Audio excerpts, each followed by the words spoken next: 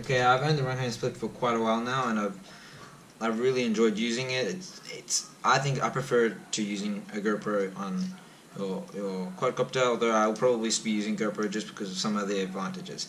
Anyway, so I've been thinking of doing a few videos on Runcam, just general use and just what it's for and how to use it.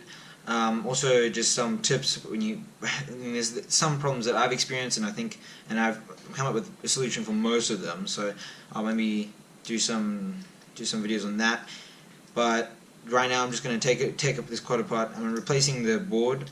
I've got the version 1 board in here. I'm putting the version 2. I think they use the same lens on both of them. So I think I'm basically just replacing all of this, and the whole camera module staying in.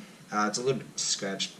I'll maybe get a new lens sometime. Anyway, I'm going to be doing that, and I'm just going to basically be doing quite a lot of just discussing what it can be used for and the point of it. And along those lines, the whole point of the Runcam Split and the whole reason it is it's useful is because you don't have to have that GoPro on, and the GoPro is like another 80 grams, and also it makes it's like protected. Your GoPro kind of sits up here, and when you hit something hard, you can just knock it off, smash the lens. Whereas, I mean, your FPV camera is kind of a little bit smaller.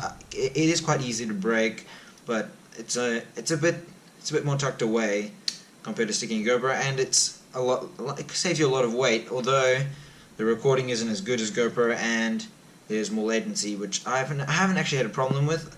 I find that maybe I just haven't flown enough low latency cameras. This is like, I think one of the I've flown a lot of them. I've flown another quad with just a normal Swift 2, and I don't really notice a huge difference. I actually prefer this. I don't know why. Anyway, so I think that the Runcam Split is for people who want to really they don't want to have to waste that or add weight using a GoPro. And I mean, there's people who are so crazy about weight that they only use 2 motor screws, which is just like, it's a little bit actually silly to do that. But and then they go stick the GoPro on, and you're like, well, you took out those 2 screws, and now you're gonna stick a GoPro on, adding another 80 grams. It's kind of like people they're like, GoPro, oh, that's the only thing we can use, so we'll just use that. Whereas I think that if you're going to be so crazy about weight, stick a Runcam Split on. You get less. It's not as good video, but at least, I mean, if you're going to be that crazy, I don't see why not. I think it's also got a place for some people who just want to fly casually and want to be able to record it and don't really like, they want something better than DVR, and so they would use the Runcam Split. So yeah. Anyway, I'm going to take this apart and.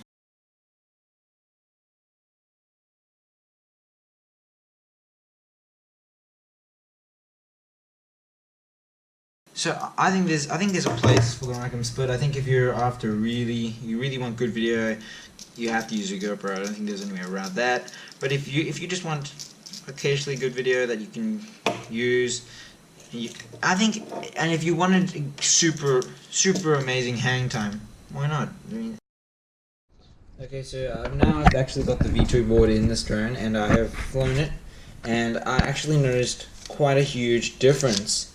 Or not indifference, but improvement from the older board, in the way that there was some things that not the actual quality of the camera or anything like that, but the actual, like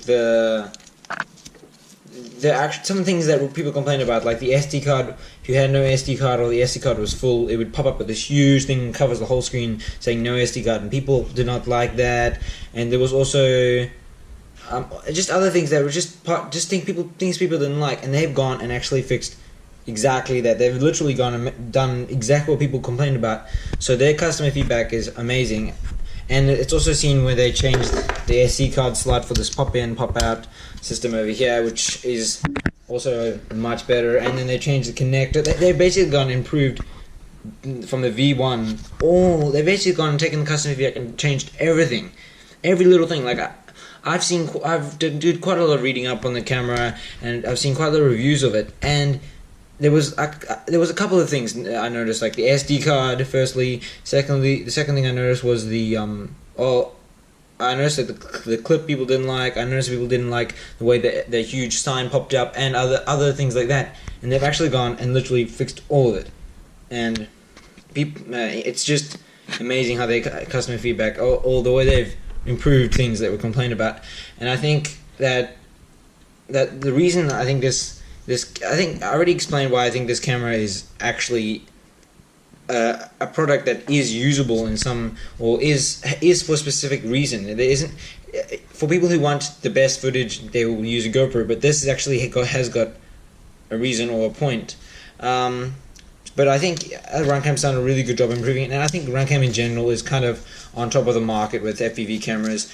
Foxia has done some things, Ishin has done some, lots of other little companies and Chinese companies have done things, but generally Runcam and Foxia have been the biggest competitors, but I think Runcam generally does it better.